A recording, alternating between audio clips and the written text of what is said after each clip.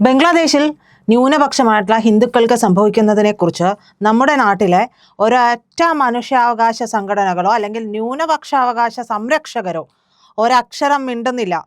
അവിടെ ഹിന്ദുക്കളെ ഒന്നടങ്കം കൂട്ടക്കൊല അല്ലെങ്കിൽ കൂട്ടക്കുരുതി നടത്തിക്കൊണ്ടിരിക്കുകയാണ്. പെൺകുട്ടികളെ അല്ലെങ്കിൽ സ്ത്രീകളെയൊക്കെ തട്ടിക്കൊണ്ടുപോയി കൂട്ട ബലാത്സംഗത്തിന് ഇരയാക്കുന്നുണ്ട്. ഇതെന്തിനാണ് എല്ലാ ദിവസവും പറയുന്നത്? എല്ലാ ദിവസവും പറയാൻ കാരണമുണ്ട്.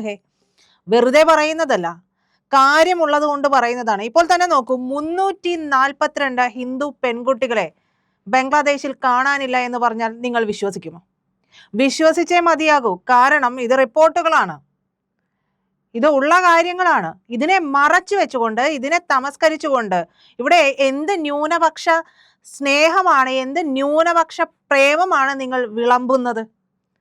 ഒരു വിഭാഗത്തിന്റെ സകല പ്രശ്നങ്ങളെയും തമസ്കരിച്ചുകൊണ്ട് മൂടി വെച്ചുകൊണ്ട് നിങ്ങൾ മറ്റൊരു വിഭാഗത്തിന്റെ ന്യൂനപക്ഷ അവകാശത്തെക്കുറിച്ച് ഘോരം പ്രസംഗിക്കുകയാണ്. അപ്പോൾ ഞങ്ങൾക്ക് ഇതൊക്കെ പറയേണ്ടി വരും, തുറന്നു പറയേണ്ടി വരും. ഞങ്ങളുടെ മുമ്പിൽ കാണുന്ന ഈ സത്യങ്ങളെക്കുറിച്ച് പറയേണ്ടിയും വരും. അങ്ങനെ വെറുതെ പറഞ്ഞതല്ല. 342 ഹിന്ദു പെൺകുട്ടികളെ കാണാനില്ല എന്നുള്ളത് ഔദ്യോഗികമായി ഏതാണ്ട് പുറത്തു വന്ന റിപ്പോർട്ടുകളാണ്. ഈ കണക്ക് സ്ഥിരീകരിച്ചിരിക്കുന്നത് ബംഗ്ലാദേശിലെ ന്യൂനപക്ഷ സംരക്ഷണ സംഘടനകളും മനുഷ്യാവകാശ സംഘടനകളുമാണ്. യൂനസ് മിണ്ടില്ല. ആ യൂനസ് എന്ന് പറയുന്ന വെറും പാവയായിട്ടുള്ള അല്ലെങ്കിൽ ഒന്നിനും കൊള്ളാത്ത ഒരുത്തൻ, ഒരു മുഖ്യ ഉപദേഷ്ടാവായിട്ടെങ്കിലും ആ പ്രധാനമന്ത്രി പദത്തിൽ അല്ലെങ്കിൽ മുഖ്യ ഉപദേഷ്ടാവായിട്ട് ഇരിക്കുന്ന ഒരുത്തൻ ഇരിക്കുന്ന അല്ലെങ്കിൽ ജമാഅത്തയുടെ പിമ്പായിട്ട് പ്രവർത്തിക്കുന്ന യൂനസിന് ഇതേക്കുറിച്ച് എന്തെങ്കിലും സംസാരിക്കാൻ പറ്റുമോ? യൂനസിന് സമാധാനത്തിൻ്റെ നൊബേൽ പ്രൈസ് ഒക്കെ കിട്ടിയിട്ടുണ്ട്. എന്തിനാണ് ഈ സമാധാനം? എന്ത് സമാധാനമാണ് ഉണ്ടാക്കിയത് എന്നുള്ളത് ഇത് കൊടുത്തവർ തന്നെ പറയട്ടെ. എന്തായാലും യൂനസ് സർക്കാരിന് ഇതേക്കുറിച്ച് മൗനമാണ്, ഒന്നും മിണ്ടില്ല. ഇവിടുത്തെ പ്രധാനപ്പെട്ട സംഘടനകളും മനുഷ്യാവകാശ പ്രവർത്തകരും രാജ്യത്തെ ഒറ്റിക്കൊടുക്കാനും രാജ്യത്തെ ഇല്ലാതെയാക്കാനും ബോംബിട്ട് തകർക്കാനും വന്നിട്ടുള്ള തീവ്രവാദികൾക്ക് വേണ്ടി വരെ മനുഷ്യാവകാശ സംരക്ഷണം ഉറപ്പാക്കണമെന്ന് ഘോരം പറഞ്ഞിട്ടുള്ള നമ്മുടെ നാട്ടിലെ പല സംഘടനകൾക്കും ഇതേക്കുറിച്ച് മിണ്ടാനില്ല. ഹിന്ദുക്കൾ കൂട്ടക്കൊല ചെയ്യപ്പെടുമ്പോൾ അവിടെയൊന്നും മിണ്ടാനില്ല.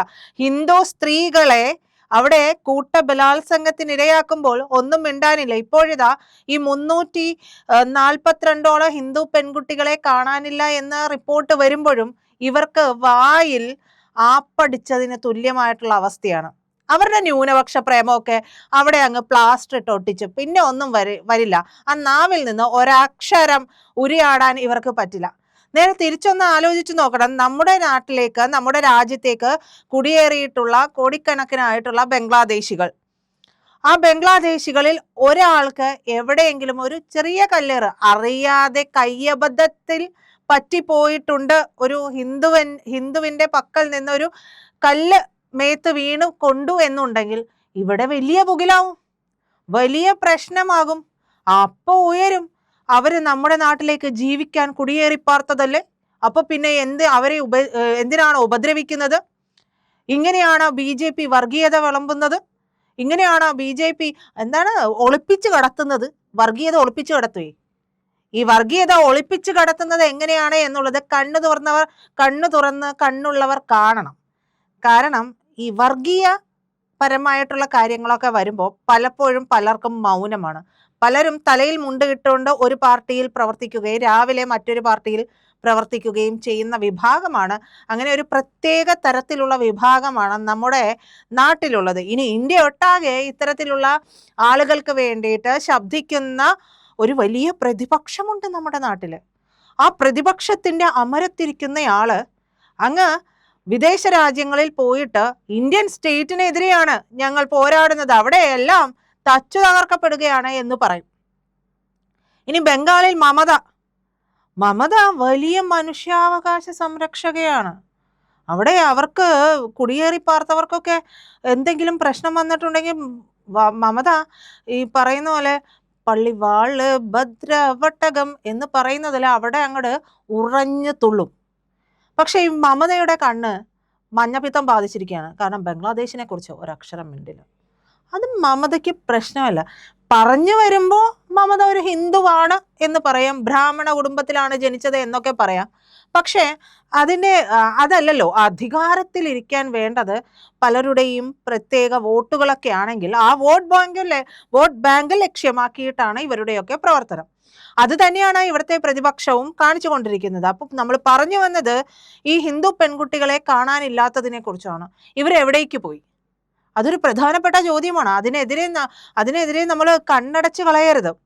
കാണാതായിട്ടുള്ള പെൺകുട്ടികളിൽ പലരും 13 18 വയസ്സിനും ഇടയിൽ പ്രായമുള്ളവരാണ്, കൗമാരക്കാരാണ്. അപ്പോൾ ഇവരെ എവിടേക്കാണ് കൊണ്ടുപോകുന്നത്?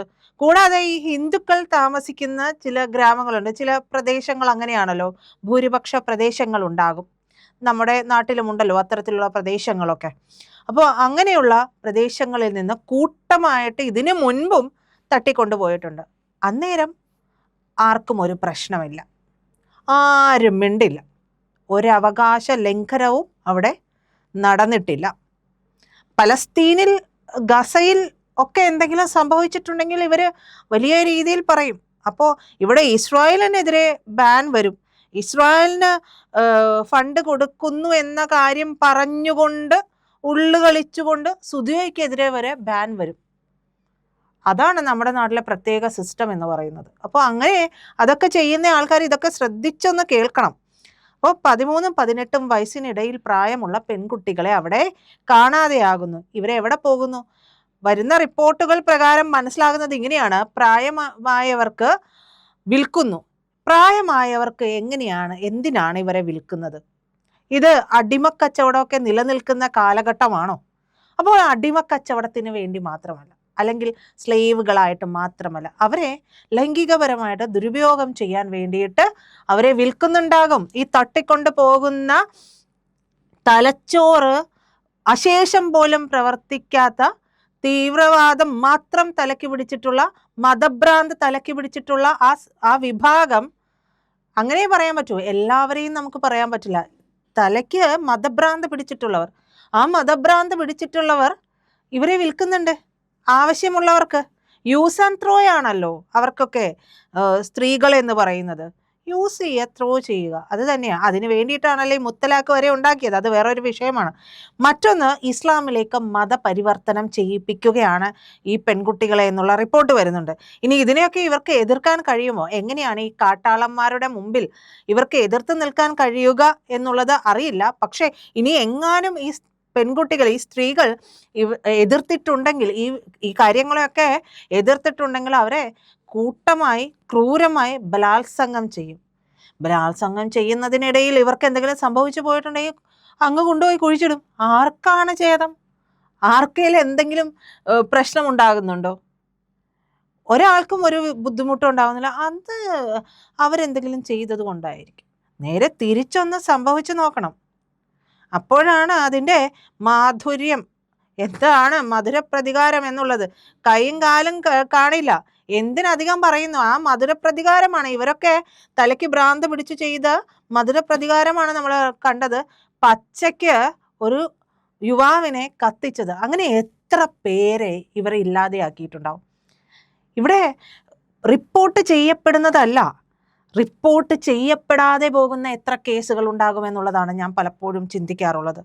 ഔദ്യോഗികമായി റിപ്പോർട്ട് ചെയ്യപ്പെടുന്നതല്ലാതെ റിപ്പോർട്ട് ചെയ്യപ്പെടാതെ പോകുന്ന ഇത്തരത്തിലുള്ള അനേകായിരം കേസുകളുണ്ടാവും. അതിപ്പോൾ പല കേസുകളും അങ്ങനെയാണല്ലോ. ഒന്ന് റിപ്പോർട്ട് ചെയ്യപ്പെടുമ്പോഴാണ് ഇങ്ങനെയൊരു സംഭവം ഉണ്ടായി എന്നുള്ളത് അറിയുന്നത്. ഒരുപക്ഷെ അത് റിപ്പോർട്ട് ചെയ്യപ്പെടാൻ ഒരു കാരണം ഉണ്ടായത് കൊണ്ടാകാം. അതല്ലാതെ എത്രയോ തവണ ഇതേ രീതിയിലുള്ള കാര്യങ്ങൾ സംഭവിച്ചിട്ടുണ്ടാകും. എന്തായാലും ഇതിനിടയിൽ ഈ യൂനസ് എന്ന് പറയുന്ന മരപ്പൊട്ടൻ ചെയ്യുന്ന കാര്യം എന്ന് പറയുന്നത് പ്രത്യേക ഉത്തരവൊക്കെ ഇറക്കിക്കൊണ്ട് ഈ തീവ്രവാദം തലയ്ക്ക് പിടിച്ചവന്മാരൊക്കെ ഇറക്കി വിടുകയാണ്, അങ്ങ് തുറന്നു വിടുകയാണ്. ഇതിനിടയിൽ പലപ്പോഴായിട്ട് വന്നിട്ടുള്ള കാര്യങ്ങളൊക്കെ ഉണ്ട്. അപ്പോൾ തീവ്ര ഇസ്ലാമിസ്റ്റുകളായിട്ടുള്ള 400 പേരെയൊക്കെ തുറന്നു വിട്ടിട്ടുണ്ട്. പലരും വധശിക്ഷയും ജീവപര്യന്തവും ഒക്കെ ശിക്ഷ ലഭിച്ചിട്ടുള്ള ആളുകളാണ് എന്നുള്ളതാണ്. അപ്പോൾ ഇതിനൊക്കെ എതിരെ പല അന്താരാഷ്ട്ര സംഘടനകളൊക്കെ ശബ്ദിച്ചിട്ടുണ്ട് എന്നുള്ളത് നമ്മൾ നോക്കുമ്പോൾ ലഭിക്കുന്ന റിപ്പോർട്ടുകളുണ്ട്. ആംനസ്റ്റി ഇന്റർനാഷണൽ ഉൾപ്പെടെയുള്ള പല സംഘടനകളുമൊക്കെ ഹിന്ദുക്കളെ കൂട്ടക്കൊല ചെയ്യുന്നതിനെതിരെയൊക്കെ ഇത് ശരിയല്ല എന്നൊക്കെ പറയുകയും ഒക്കെ ചെയ്യുന്നുണ്ട്. പക്ഷേ ഇപ്പോൾ അവിടെ കുത്തഴിഞ്ഞൊരു ഭരണമാണ് നിലവിൽ. ഫെബ്രുവരിയിൽ ഒരു തിരഞ്ഞെടുപ്പ് നടക്കാൻ പോവുകയാണ്. യൂനസിൻ്റെ കാര്യം പോലും പലപ്പോഴും യൂനസിനി എന്തായി തീരും, യൂനസിന് അധികാരത്തിൽ നിന്ന് മാറാൻ താല്പര്യമേ ഇല്ലാത്ത ഒരു അവസ്ഥയുണ്ട്. അധികാരത്തിൻ്റെ മതുനുകർന്ന് മത്ത് പിടിച്ചിരിക്കുന്ന യൂനസിനായി ഇതൊന്നും ഒരു വിഷയമായിട്ടേ തോന്നില്ല. ഇവരെയൊക്കെ ഇങ്ങനെ അഴിച്ചുവിട്ട് അരാജകത്വം നിറച്ചുകൊണ്ട് ഹിന്ദു വേട്ട നടത്തുകയാണ് യൂനസ് ചെയ്യുന്നത്. ഈ യൂനസ് ഇതിനൊക്കെ എതിരെ തിരിച്ചൊരു മറുപടി ഒരു കാലഘട്ടത്തിൽ ഉണ്ടാകും എന്നും അങ്ങനെയാണ്. നമ്മൾ ഹൈന്ദവ സനാതനധർമ്മ വിശ്വാസികൾ മാക്സിമം ക്ഷമിക്കും, പക്ഷെ ഒരു തിരിച്ചടി ഇതിനുണ്ടാകും. അത് ഏതൊരു കാര്യത്തിനും ഒരു തിരിച്ചടിക്കുള്ള ആഹ്വാനമോ അങ്ങനെ ഒന്നുമല്ല. നമ്മൾ ചെയ്തുകൊണ്ടിരിക്കുന്ന പ്രവൃത്തി ശരിയല്ല എന്നുണ്ടെങ്കിൽ അത് ഏതൊരു സാധാരണ മനുഷ്യൻ്റെ കാര്യമായാലും നമുക്കറിയാം, നമ്മൾ ചെയ്യുന്ന പ്രവൃത്തിക്ക് ഒരു തിരിച്ചടി അത് ശരിയല്ലെങ്കിൽ എന്നും ഉണ്ടാവും. അതുണ്ടാകുമെന്ന് തന്നെ നമുക്ക് പ്രതീക്ഷിക്കാം. പ്രിയപ്പെട്ട പ്രേക്ഷകരെ, നമ്മൾ ഈ വർഷത്തിൻ്റെ അവസാന ദിവസങ്ങളിലേക്ക് എത്തുകയാണ്. ഇന്ത്യ ലൈവ് പ്രവർത്തനം ആരംഭിച്ചിട്ട് 2 മാസം പൂർത്തിയാവുകയും കൂടിയാണ്. എനിക്ക് നിങ്ങളുടെ സഹായം തുടർന്നും ആവശ്യമുണ്ട്. വലിയ സഹായമാണ്, വലിയ പിന്തുണയാണ് നമ്മുടെ പ്രേക്ഷകർ നൽകിക്കൊണ്ടിരിക്കുന്നത്. പക്ഷേ അതിൻ്റെ അളവൊന്ന് കൂട്ടുക എന്ന് പറഞ്ഞാൽ കൂടുതൽ ആളുകൾ നമ്മുടെ ചാനൽ കാണണം, കൂടുതൽ സബ്സ്ക്രിപ്ഷൻ വരണം. ഒന്നും ചെയ്യേണ്ട, നമ്മുടെ ചാനൽ കാണുമ്പോൾ അതിൽ IND എന്ന് പറയുന്ന ഇന്ത്യ ലൈവിൻ്റെ ലോഗോ ഇടതുവശത്ത് കാണാം. നിങ്ങൾ അതിലൊന്ന് വിരലമർത്തിയാൽ ചാനൽ ഓപ്പണായി വരും. സബ്സ്ക്രൈബ് എന്നുള്ള ഒരു ബാർ കാണും, അവിടെ ഒന്ന് വിരലമർത്തുക. പിന്നെ തൊട്ടുപുറത്ത് ഒരു ബെൽ ഐക്കണുണ്ട്, അതും കൂടി ഒന്ന് അമർത്തി ഇന്ത്യ ലൈവിനെ അതിൻ്റെ മുന്നോട്ടുള്ള യാത്രയിൽ സഹായിക്കണം എന്ന് ഞാൻ അഭ്യർത്ഥിക്കുന്നു. മറക്കരുത്, ചാനൽ സബ്സ്ക്രൈബ് ചെയ്യണം, ബെൽ ബട്ടണും അമർത്തണം.